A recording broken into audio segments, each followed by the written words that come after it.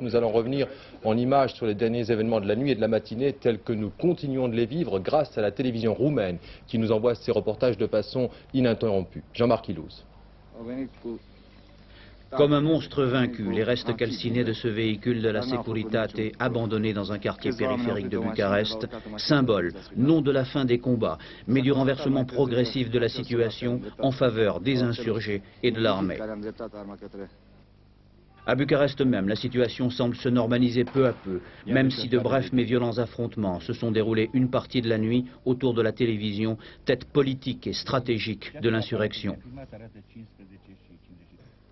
À l'intérieur, on a retapé le studio, cousu quelques drapeaux, mais paradoxe, c'est dans une langue de bois, très proche du langage des proclamations de l'ancien régime, que le nouveau pouvoir dénonce les forces antipopulaires et appelle la population à évacuer les quartiers où les chars de l'armée ne peuvent être efficaces tant que les civils sont encore là.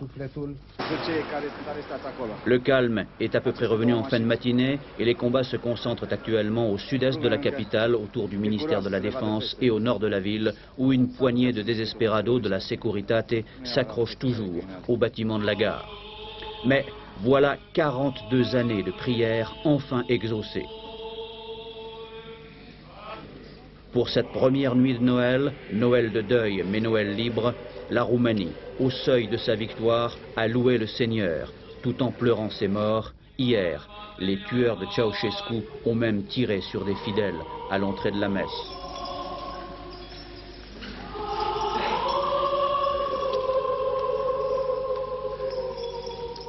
Je vous propose de retourner en direct à Bucarest.